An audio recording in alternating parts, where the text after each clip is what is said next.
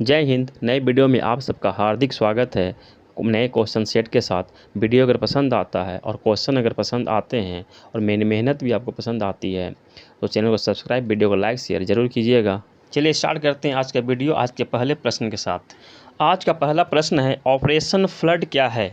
Option A श्वेत क्रांति, B बाढ़ रोकथाम, सी हरित क्रांति, डी वृक्षारोपण अभियान। इसका आंसर होगा ऑप्शन ए श्वेत क्रांति।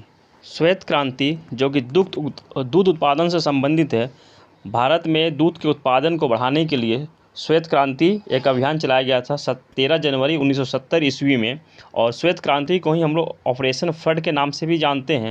श्वेत क्रांति के जनक वर्गीस कुरियन को कहा जाता है और इनके जन्म दिवस के अवसर पर ही 26 नवंबर को हम लोग राष्ट्रीय दुग्ध दिवस सेलिब्रेट करते हैं, यानी कि नेशनल मिल्क डे सेलिब्रेट करते हैं, और 1 जून को प्रत्येक साल वर्ल्ड मिल्क डे सेलिब्रेट करते हैं। अगला प्रश्न है, तेलंगाना राज्य की स्थापना के कितने महीने हुए हैं? ऑप्शन ए 72 महीने, बी 84 महीने, सी 96 महीने, डी 60 महीने। इसका आंसर होगा ऑप्शन बी 84 महीने। देखिए ये क्वेश्चन तो देखने में बहुत ही आसान लग रहा है, लेकिन मैं इस क्वेश्चन को क्यों रखा हूँ मैं बताने जा रहा हूँ इसके एक्स्ट्रा फैक्ट्स के बारे में। उसको ध्यान से एक एक बात को ध्यान से सुन लीजिएगा। और इसका स्थापना हम लोग से जानते हैं कि 2 जून 2014 ईस्वी को तेलंगाना का स्थापना आंध्र प्रदेश राज्य से अलग करके हुआ था, और अभी तक साल में अगर जोड़ा जाए तो 7 साल हो चुके हैं इसके स्थापना के। और इसी स्थापना दिवस के अवसर पर जो 84 महीने हुए हैं, तो तेलंगाना की गना संतोषिनी रेड्डी, नाम फिर से मैं दोहरा रहा हूँ, गना संतोषिनी रेड्डी ने 84 सेकेंड में 84 चीनी मिट्टी के टाइल्स तोड़ने का वर्ल्ड रिकॉर्ड बनाया है।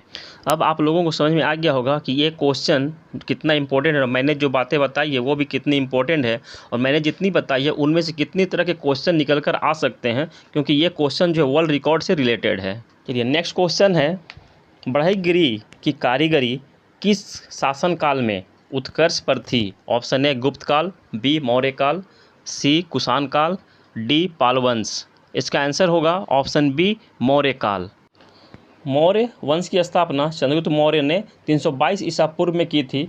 चाणक्य गुरु, उनके गुरु का नाम था चाणक्य की मदद से, और इन्होंने 305 ईसा पूर्व में सिकंदर के सेनापति सेल्यूकस निकेटर को हराया था। चंद्रगुप्त मौर्य बहुत ही प्रतापी राजा था। दक्षिण भारत को छोड़कर उसके अधीन में भारत, पाकिस्तान, बांग्लादेश, अफ़गानिस्तान, ये सारे कंट्री इसके अंडर में थे। और चंद्रगुप्त मौर्य ने मैसूर में, अभी जो कर्नाटक है, कर्नाटक के श्रवणबेलगोला में अपना देह त्याग किया था। अगला प्रश्न है, वैदिक सभ्यता में किस धातु का प्रयोग सबसे पहले हुआ था? ऑप्शन ए तांबा, ऑप्शन बी कांसा, ऑप्शन सी लोहा, डी चांदी। इसका आंसर होगा ऑप्शन सी लोहा। लोहे की खोज होने से वैदिक काल में कृषि के क्षेत्र में, कृषि तो पहले भी करते थे, लेकिन लोहे की खोज होने से कृषि के क्षेत्र में क्रांति आई थी, क्योंकि लोहे के खोज से लोहे को हम लोग अपने सुविधा के अनुसार आकार दे सकते थे, और लोहा जो कि दूसरे धातुओं की तुलना में कठोर और टिकाऊ भी होता है। अगला प्रश्न है, गविष्ठी क्या है? गाय के लिए यज्ञ, बी गाय के लिए युद्ध, सी गाय की पूजा, डी गाय का भोजन।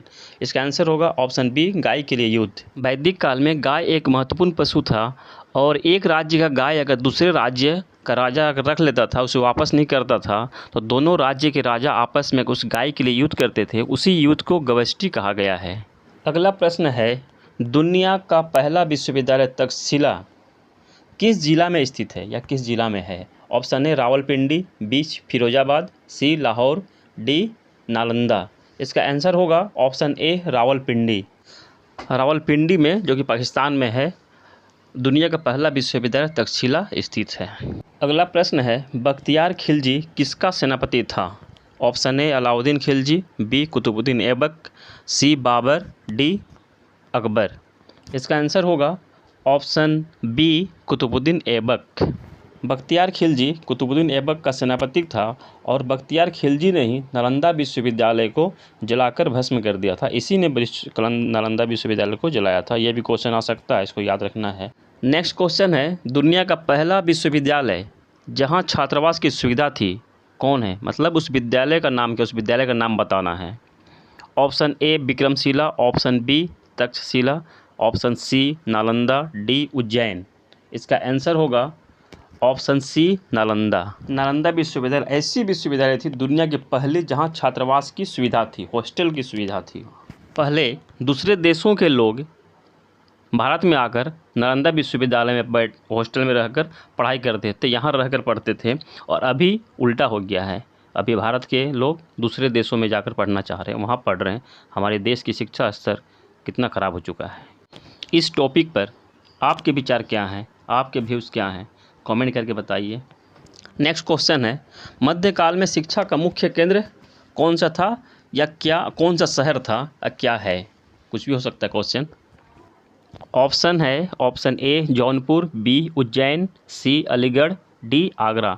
इसका आंसर होगा ऑप्शन ए जौनपुर। मध्यकाल मतलब आप लोग समझ गए होंगे मुग़ल काल, जो कि मुग़लों का समय था। मुग़लों का राजतंत्र जब चला था उसको उसी को मध्यकाल कहा गया है।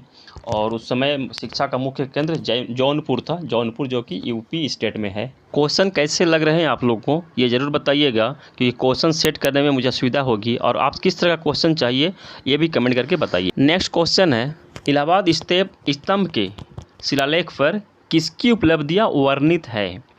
Option A Ashoka, B Harshavardhana, C Samudragupta, D Chandragupta. इसका आंसर होगा ऑप्शन सी समुद्रगुप्त। अब इस क्वेश्चन से रिलेटेड कुछ एक्स्ट्रा फैक्ट्स भी देख लेते हैं, और एक्स्ट्रा फैक्ट्स को ध्यान से सुनिएगा, उससे भी क्वेश्चन बहुत सारे क्वेश्चन बनते हैं। इस क्वेश्चन में मैं 2 फैक्ट्स बताऊंगा, 2 एक्स्ट्रा फैक्ट, एक समुद्रगुप्त के बारे और दूसरा है इलाहाबाद स्तंभ के बारे। पहले हम लोग देख लेते समुद्रगुप्त के बारे। समुद्रगुप्त को भारत का नेपोलियन कहा जाता था, और इसे सबसे पहले स्मिथ ने समुद्रगुप्त को भारत का नेपोलियन कहा था। अब देखते हैं इलाहाबाद स्तंभ। इलाहाबाद स्तंभ को प्रयाग प्रशस्ति भी कहा जाता है, और इसकी रचना, इसको लिखा था हरिसेन। हरिसेन जो कि समुद्रगुप्त का दरबारी कवि था। हरिसेन ने ही काव्य रूप में प्रयाग प्रशस्ति की रचना की थी। आज के लिए इतना ही। आप सबकी सफलता और कुशल मंगल की कामना के साथ मिलते हैं नए वीडियो में। तब तक के लिए जय हिंद, स्वस्थ रहें, मस्त रहें।